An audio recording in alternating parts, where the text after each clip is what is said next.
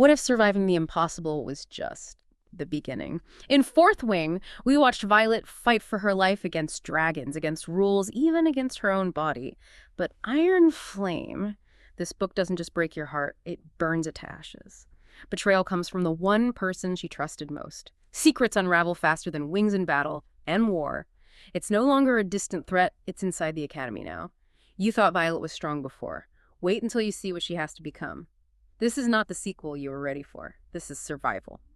Redefined. Hello, everyone, and hi all. Welcome to Book Podcast Stone. I'm Emma, and I'm really excited to be exploring today's topic with you. And I'm John. It's great to be back diving into another really fascinating subject with all of you. And together, we're diving deep into the electrifying world of Rebecca Yarros' Iron Flame. Seriously, this isn't just a sequel. It's a redefinition of survival, completely packed with burning secrets and heart-wrenching twists. Absolutely. It takes everything from Fourth Wing and just cranks it up. It really does. And you, our listener, you're about to get the shortcut to understanding every major revelation. We're talking about a world where, the very ground beneath your feet can betray you. Yeah, and the line between ally and enemy, it gets incredibly blurry, like Dragonfire, as you said. So for this deep dive, we've really dug into some comprehensive summaries and analyses of Iron Flame. Exactly, especially focusing on ones that cater to audiobook listeners, too, because the narration adds so much. Our mission today is pretty straightforward.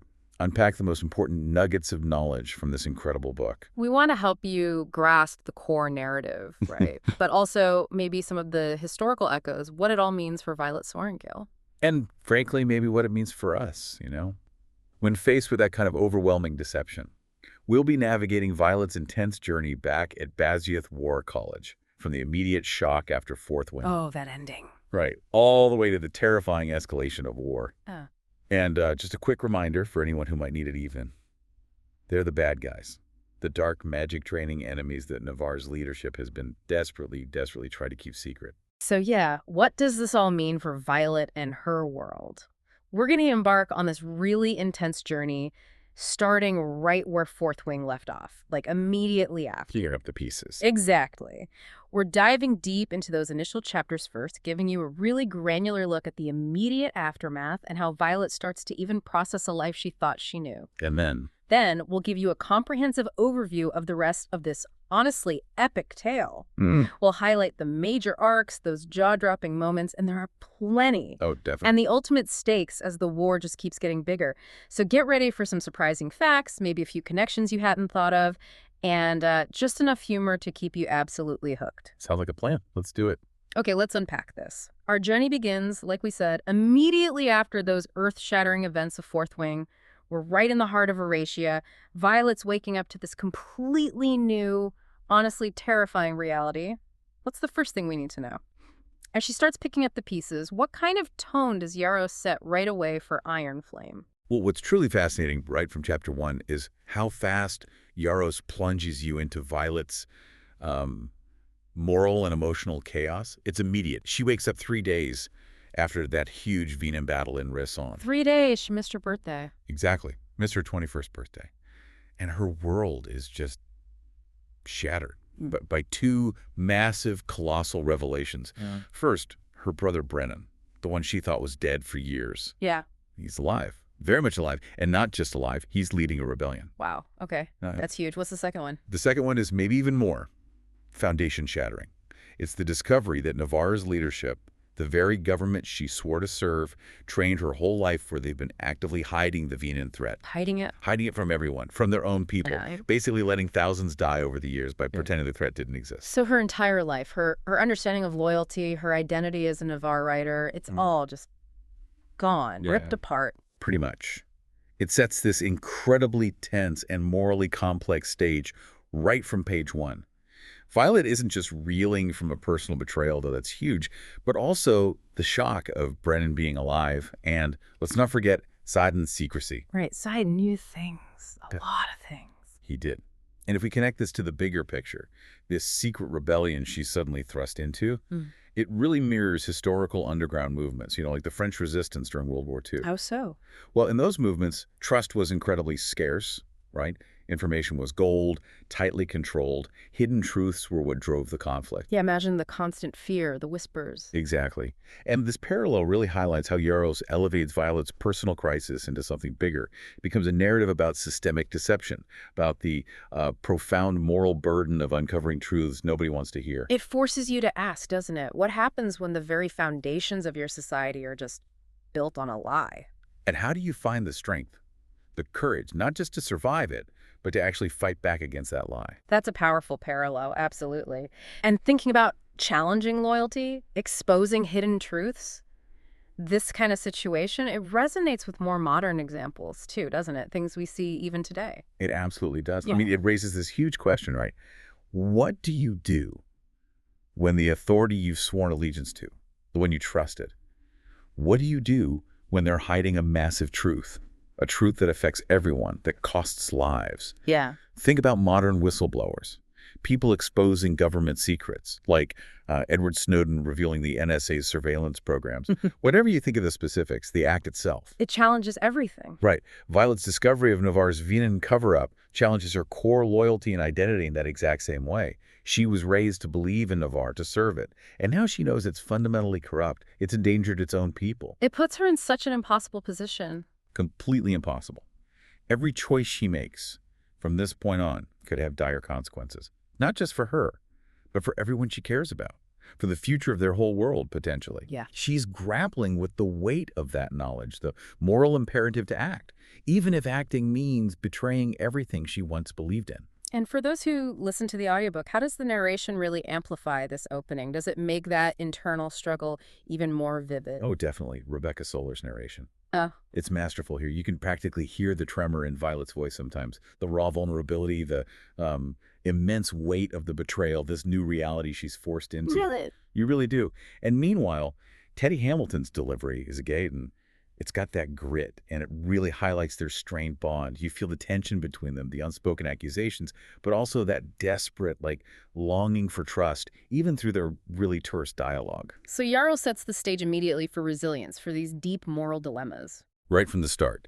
And the narrators just pull you right into that emotional core. They make her internal conflict almost tangible. You feel like you're right there with her, reeling. The intensity is immediate. And it only ratchets up from there, believe me, because after those earth-shattering revelations in Aretia, Violet and her squad, they're forced back into the very place that represents everything she just discovered is a lie. Basgiath War College. All right, you've heard the beginning, and trust me, it only gets more intense from here. Like, subscribe, and share for more updates, and let's continue to see what happens when Violet returns to the very place that represents everything she just discovered is a lie. So they're back in the lion's den, basically. And they're keeping this huge, potentially lethal secret about the Venin, about Aretia. How does this return immediately escalate the tension, especially with new threats, like lurking around every corner? Oh, the tension just skyrockets immediately. Mostly thanks to the oppressive oversight from Major Burton Varrish. Yeah. He's the new vice commandant, and his scrutiny is relentless. Varrish. Yeah, he's something else. He really is. His methods, they resemble the surveillance tactics of, authoritarian regimes. Think like the Stasi in East Germany, constantly monitoring, looking for any hint of dissent, trying to root out anyone they suspect of disloyalty. It's that classic move, right? Exert control, find the disloyal ones. Exactly. And this kind of intense pressure to conform, to hide what you know, it actually parallels some real-world environments. Think about certain workplace cultures where employees feel like they have to hide personal beliefs or affiliations just to avoid repercussions. Like in really politicized corporate settings. Precisely. Where one wrong word, one wrong association could cost you your career. Except for Violet, the stakes are life and death. Even a tiny slip-up could expose them all to Varrish's, his particularly cruel brand of justice. That really hits home. It makes you wonder how anyone could even function under that kind of constant, suffocating pressure. How do the narrators make that oppressive atmosphere feel real in the audiobook? Yarros' pacing is incredibly effective in this chapter, really amplifying that sense of unease. And Rebecca Soller's narration, it's so intense. She perfectly captures Violet's heightened awareness, that feeling of constant threat, like in every breath she takes. You're right there with her. You are. You feel that suffocating weight. It truly keeps listeners on edge as Violet tries to navigate this incredibly dangerous return to Basgiath. The chapter hammers home those immediate themes: loyalty, secrecy, survival, all within what's become an overtly hostile environment for Violet and her friends. They know too much. The stakes are clearly rising. Varrish isn't just watching, is he? He's actively looking to break Violet. He absolutely is. Okay, so what happens when he decides to truly test her? To push her to her absolute limits. All right, so the stakes are rising. Like, subscribe, and share for more updates, and let's move on to how Varrish decides to truly test Violet. Varrish is clearly not messing around. He's zeroed in on Violet, subjecting her to these just brutal tests. How do these challenges specifically test her, not just physically, but mentally? And what's the historical echo of this kind of training, this brutal failure means elimination approach? Yeah, Varrish's tactics. They're unequivocally designed to break her spirit, to expose her secrets, her connection to Xaden, anything. It's not just about training her to be a better writer. Not at all. No. The sadistic nature of the training he imposes, it really reflects some historical military academies. Think about Sparta's Zagosh. That system was designed to ruthlessly weed out anyone perceived as weak, forging absolute obedience through extreme physical and mental hardship. It wasn't about nurturing potential. Not even close. It was about brutal efficiency, creating unbreakable soldiers or eliminating those who couldn't take it. And you see parallels in a modern context, too. Think about elite military training programs, like the U.S. Navy SEAL Buds. Oh yeah, that's legendary for its difficulty. Exactly. It pushes candidates to their absolute physical and mental limits. Insane endurance tests, psychological pressure. Violet's challenges are just as brutal. They test her endurance, her resolve, and critically, her ability to keep her secrets locked down under immense pressure. So Yarros is showing us that real strength isn't just about, like, wielding lightning. Right. It's about mental fortitude. It's about resilience in the face of relentless adversity and manipulation. Can you withstand the psychological torment? That's a perfect analogy with BUDS. And how does the narration bring Varrish's menace to life? For those listening, you can practically feel his chilling presence, can't you? Oh, definitely. Yarros built tension so effectively through Varrish's presence. He's a truly chilling antagonist. And Rebecca Soller's tone in the audiobook. It just brings that to life perfectly, captures the dread, the menace. But you also hear Violet's defiance. Absolutely. Yeah. You feel Violet's fear, yes, but also her unwavering defiance, her refusal to just crumble. She stands up to him again and again. The narration makes his threats feel incredibly real, and it just makes you root for Violet even harder, even when it seems impossible. It's not just the physical battle, it's her refusal to yield to his psychological games. You can practically feel the pressure through the speakers. Okay, so as if these individual trials weren't enough, Violet is also juggling this other life now, right? She's part of this larger hidden battle, the rebellion, which forces her into juggling multiple, incredibly dangerous realities. Okay, you can practically feel the pressure through the speakers. Like, subscribe, and share for more updates as we transition from individual trials to the larger hidden battle that Violet is now a part of. This chapter, Chapter 4, it really pulls back the curtain on the rebellion itself, doesn't it? We get to see the bigger strategic game that's being played behind the scenes. What's really at stake in this secret assembly meeting they have in Aretia, and how does it complicate Violet's life even further, forcing her into this dangerous dual role? Yeah, this secret meeting, it reveals the incredibly complex strategic debate the rebellion is wrestling with. And it deeply echoes historical wartime alliances, like the Allies' planning strategy during World War II. Well, those leaders, they constantly had to balance immediate military needs. Like right now, the rebellion desperately needs a luminary, which is this crucial weapon forging device. Right, the thing that makes the special weapons. Exactly, they need that. But they have to balance that need against long-term goals and, crucially, civilian welfare. They actually debate seizing the luminary at Basgiath, but ultimately, they prioritize the safety of innocent people. It's this massive moral and strategic quandary. That sounds like an impossible choice. It really is. And it's similar in a way to complex global negotiations we see today. Think about global climate talks.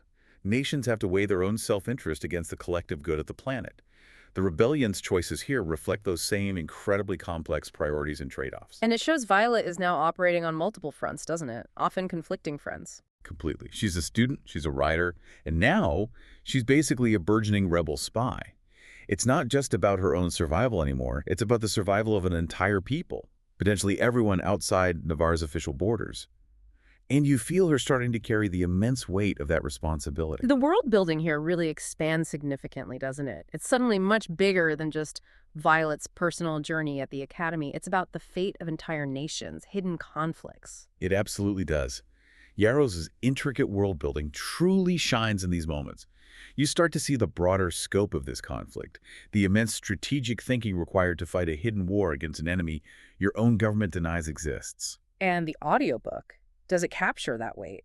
Teddy Hamilton's narration of the rebel leaders, particularly during their serious, often tense discussions, it adds so much gravitas. It really immerses you in the high stakes of this burgeoning revolution. You feel the weight of their decisions, the very real dangers they face as they try to save their world from this hidden existential enemy. The scope is widening fast. Okay, so now, as if all of that wasn't enough pressure, let's see how Violet juggles these massive new responsibilities with her ongoing, brutal training back at Basgiath, which only seems to intensify.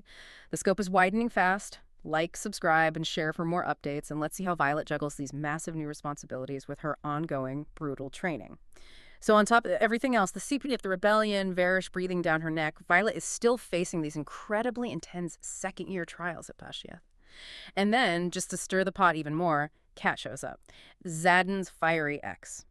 How does this new dynamic impact Violet? How does she even begin to navigate her already ridiculously complicated life with this thrown in? Yeah, the reintroduction of Cat. Yeah. It definitely adds a significant layer of romantic tension and just sheer personal drama to Violet's already overflowing plate. It's almost like, can she handle one more thing? Right. Really? And this dynamic, this kind of love triangle element amidst chaos, it actually mirrors historical situations. You know, think about love triangles that occurred even in times of war, like Cleopatra's famously complex relationships with both Julius Caesar and Mark Antony. Where personal feelings massively complicated political alliances and power dynamics. Exactly. It adds another layer of emotional complexity to Violet's already intense situation. She's trying to figure out who she can trust, who she can rely on emotionally, and Kat's presence just muddies those waters considerably, especially regarding Xaden. And you see this kind of friction in everyday life too, right? Though maybe less intense. Oh, for sure. Think about workplace rivalries, competing colleagues vying for a promotion or recognition. That palpable friction, that uncomfortable competition, it parallels the dynamic between Violet and Cat. Only, the stakes here involve rebellion, dragons, and life or death. So Violet's inner turmoil, her emotional state, it sounds like it's really front and center in this part of the story. She's just being pushed in every direction imaginable. Absolutely. And Yarros handles the emotional depth of Violet's struggles really well. It feels authentic. This is paired perfectly, again, with Rebecca Solar's nuanced performance in the audiobook. She really gets Violet's voice, doesn't she? She really does. So Varros makes Violet's inner turmoil incredibly palpable. You genuinely feel her frustration with Xaden, her insecurity about Cat, her vulnerability as she tries to just maintain composure amidst all these pressures. It's a powerful portrayal of a character being pushed right to her limits, externally and internally. It really highlights the profound emotional cost of her choices and her situation. The drama just keeps building. Okay, so amidst all this personal chaos, political intrigue, and brutal training, Violet just can't stop herself, can she? She keeps pushing for answers, even if it means risking absolutely everything. The drama just keeps building. Like, subscribe, and share for more updates, and let's explore how Violet keeps pushing for answers amidst all this chaos. Violet just cannot stop digging for the truth about the Vinin, can she? Even when it puts her at this huge risk of exposure, of getting caught by Varrish, or worse. What kind of historical precedent is there for seeking this kind of forbidden knowledge and the dangers involved? Well, her clandestine research, sneaking around, poring over forbidden texts hidden away, it directly recalls periods like the Renaissance. Think about scholars back then who might hide heretical texts, things that went against the church doctrine, or scientific discoveries that challenged the established order. Stuff that could get them excommunicated or worse. Exactly, often at great personal peril. These were truths that challenged the powerful, and seeking them out could lead to severe punishment, even death. Yarros is showing us, even in this fantastical world, that the pursuit of truth often comes at an incredibly high price. And there are modern parallels too, right? Definitely. In a modern context, think about major data leaks, like the ones orchestrated by WikiLeaks. Whatever the controversy surrounding them, the act itself exposing hidden, sensitive information mirrors Violet's risky pursuit of truth. She's taking immense personal risks. Huge risks to uncover what's being concealed by Navarre's leadership. She knows these hidden truths could literally save their world or condemn it if they stay hidden. It's a powerful exploration of, like, intellectual courage and the danger of suppressed information. And amid all this danger, this high-stakes espionage she's basically conducting, her relationship with Xaden is still a fiery, passionate element in the story. That seems like an incredible amount to balance. It truly is a lot, but um, Yarros manages it masterfully, I think. She blends the romance and the suspense really effectively. And especially with the audiobook, the undeniable chemistry between Rebecca Solar and Teddy Hamilton's voices. It just keeps listeners hooked on this emotional roller coaster. The sparks are still flying then. Oh, definitely. The sparks are flying between Violet and Xaden, even as their massive trust issues loom large and the world around them is literally threatening to unravel. That dynamic tension, between their intense personal connection and the overwhelming external threats, it makes those moments incredibly compelling. It reminds us that even in the most dire circumstances. Yeah, human connection, passion. It can be both a profound strength and a dangerous vulnerability. It's such a delicate balance, isn't it? Romance, danger, forbidden knowledge. Wow. Okay, but speaking of deep connections, let's dive into what makes Violet's bonds truly special, uniquely powerful in this world. Her dragons. That's a delicate balance, isn't it? Like, subscribe, and share for more updates, and let's dive into what makes Violet's bonds truly special. Her dragons. The dragons. They are such a core, beloved part of this series, aren't they? How does this chapter, Chapter 7, really highlight the unique bond Violet shares with both Taryn and Andarna, showing their individual personalities and how those connections are deepening? Oh, absolutely. The Dragon Rider bond here, it deeply resembles those almost legendary medieval knight-horse relationships you read about.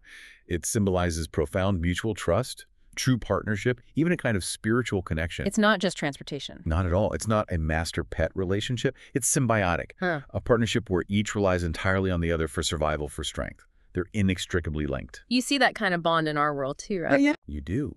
Think about the incredible loyalty and deep connection between, say, highly trained service dogs and their handlers, search and rescue teams, or dogs assisting individuals with disabilities. It echoes that deep, unwavering dynamic. Two beings working as one, relying completely on each other, often communicating on a level that's like beyond words. And Taryn and Andarna are so distinct. Completely. Taryn's grumpy wisdom, his fierce protectiveness, and Andarna's growing, still mysterious powers.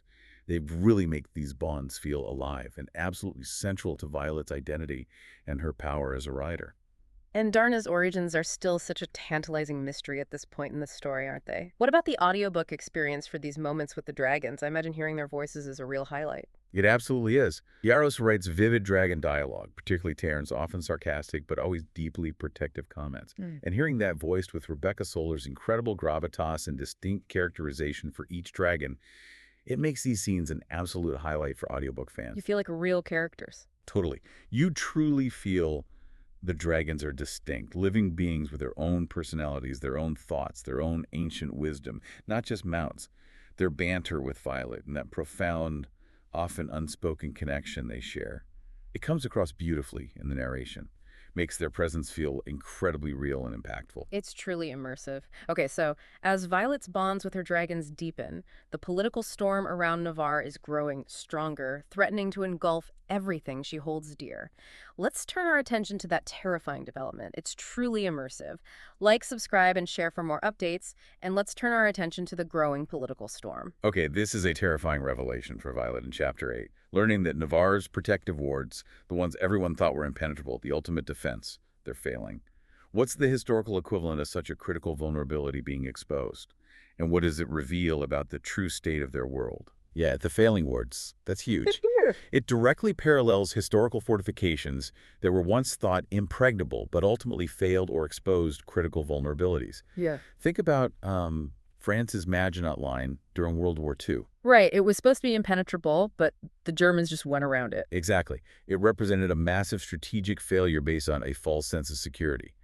For Navarre, realizing the primary defense against the Van is crumbling is a devastating blow. It means the enemy they deny even exists is getting closer, and their main shield is weakening. Are there modern parallels too? Definitely. In today's terms, think about major cybersecurity breaches, like ransomware attacks on critical infrastructure, hospitals, power grids, government systems. These events reflect that same catastrophic collapse of protective measures. Yeah. The high stakes involved when essential defenses fail. It's immense. So for Navarre, it means? It means their desperation to find allies, to find other solution, becomes even more urgent. It reveals the true depth of their precarious situation, something far worse than the general public, or even most cadets at Basgiath could possibly imagine. The lie is starting to unravel at the seams. And how does the narration convey this growing sense of dread and the escalating political maneuvering required to deal with such a massive hidden threat? Yarros' intricate plotting here is really well done. She balances Violet's personal struggles with these grand geopolitical threats effectively. And this, combined with Ketty Hamilton's commanding narration, especially when voicing the various rebel leaders and capturing the tension in their strategic discussions, it really draws listeners into the high stakes. You feel the urgency. You absolutely feel the urgency mounting, the weight of the decisions being made. They realize their very existence, the existence of Aretia and potentially others, hangs by a thread. The narrators truly convey that desperate hope mixed with crushing despair that permeates these political chess matches. The walls are closing in, quite literally. Okay, and just when Violet thought she maybe understood who she could trust in this chaos, she gets hit with something that will truly shake her to her core. A deep betrayal from within her circle. The walls are closing in, quite literally. Like, subscribe, and share for more updates as we move into a moment that will truly shake Violet to her core. Betrayal. Chapter 9. This is always gut-wrenching, isn't it? Especially when it comes from within one's own trusted circle. But what kind of historical betrayals does this evoke? And what's the real-world impact when trust is shattered so profoundly, not just personally, but for an entire movement? Oh, it's brutal. Betrayals in wartime, like Benedict Arnold's infamous defection during the American Revolution, where a trusted general, a hero even, turned against his own cause. They mirror the immense personal and political stakes at play here. It's not just a personal slight. Not at all. It fundamentally undermines the entire movement. It sows discord, paranoia among allies who should be united. This kind of breach of trust can collapse entire operations, make everyone suspicious of everyone else. You see similar things outside of war, too, right? Absolutely. Think about corporate espionage. A trusted insider leaked secrets to competitors. The damage can be massive, financial, reputational. It's a direct parallel to the profound impact this betrayal has on Violet's group, on their trust, their security. It forces Violet to question everyone around her, even though she thought she could rely on implicitly. It's a harsh reminder that sometimes the greatest dangers really do come from within. Violet is constantly being tested, isn't she? Facing one trial after another. But this kind of betrayal, it hits different. It cuts right to the core of her relationships, her ability to trust. How does the audiobook capture that raw emotion, make us feel her pain so viscerally? Yarros really ramps up the emotional intensity in this chapter, and it's amplified beautifully by Rebecca Solar's raw delivery in the audiobook.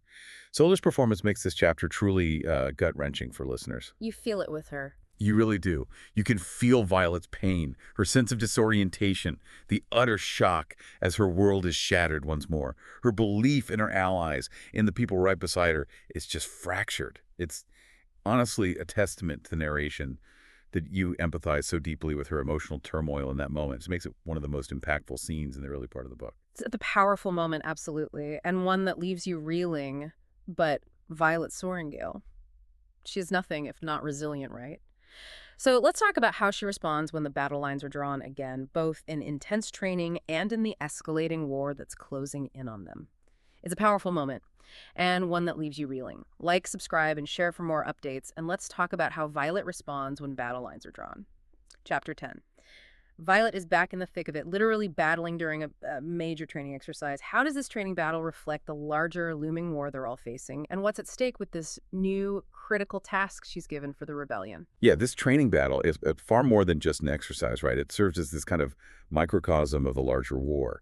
It recalls brutal historical sieges like the Battle of Stalingrad, where strategy, sheer endurance, and leveraging every unique strength you had were absolutely key, not just to victory, but to survival. And Violet uses her signet strategically here. She does. Her strategic use of her lightning-wielding signet power during this battle really highlights her immense growth. She's not just blasting randomly, she's thinking tactically. It shows her development as both a writer and a leader. She's learning to wield her power not just for raw destruction, but for precise strategic impact. And the new task for the rebellion? That task, retrieving a key artifact, it's essentially a form of high-stakes negotiation or maybe even infiltration, like delicate diplomatic summits or covert operations in the real world. Every single move is this delicate balancing act with potentially massive consequences for the entire rebellion, not just for her. It's truly a test of her burgeoning leadership skills under extreme pressure. And of course, just as things are really heating up, Yarros leaves us hanging. Exactly. Classic Yarros cliffhanger.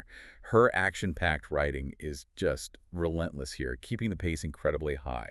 And this, paired with Rebecca Solar and Teddy Hamilton's dynamic narration in the audiobook, it keeps listeners on the absolute edge of their seats throughout this climactic chapter. The tension is just palpable. It really is, especially as Varrish continues to close in and the stakes for the rebellion just skyrocket. It leaves you desperate, like immediately needing to know what happens next. It's a masterclass in building suspense and a perfect way to cap off this first major section of the book. And that, my friends, brings us to the end of the detailed breakdown of the first 10 chapters of Iron Flame. Like, subscribe, and share for more updates, and stay with us as we give you a rapid-fire overview of the rest of this epic tale. Phew. Okay, that was just the beginning. Seriously. Iron Flame is a massive book, right? And while we've unpacked those first 10 chapters in pretty good detail, the remaining 57 chapters, they are packed with even more twists, more turns, more heart-stopping moments. Absolutely. If you thought the first part was intense, buckle up. Right. So what are the major arcs and revelations waiting for our listener in the rest of this deep dive? What ground do we cover next?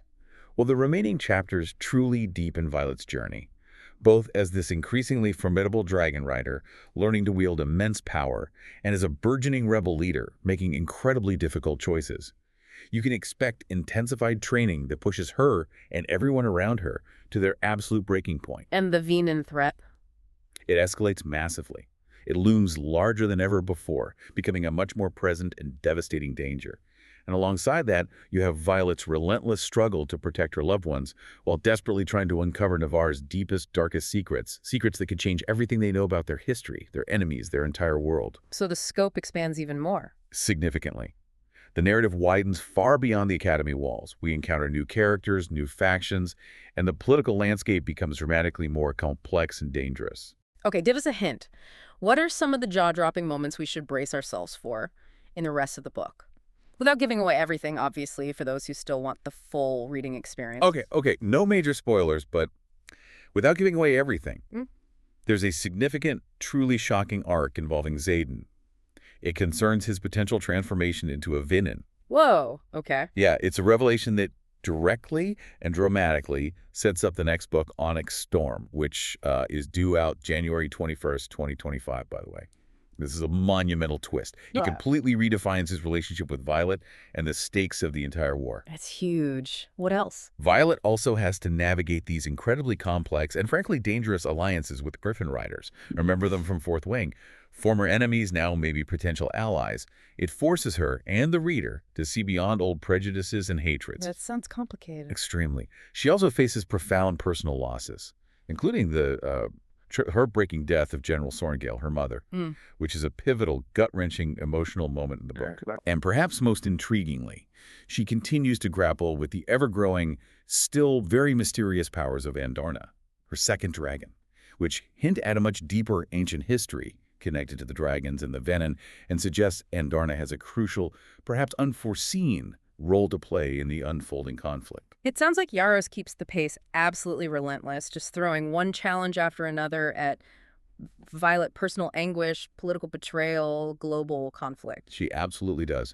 Yarros' narrative remains incredibly fast-paced for the most part. It's rich with those signature cliffhangers that will keep you absolutely engaged, just turning pages or listening intently to the next chapter on audiobook. Are there any criticisms? Some readers do note maybe some pacing issues in the middle, feeling certain sections drag a bit or perhaps a little overload on the romantic drama at times. But honestly, the overall experience is undeniably gripping and action-packed. And the audiobook helps with that. Immensely. The immersive narration by Rebecca Solar and Teddy Hamilton just continues to enhance everything.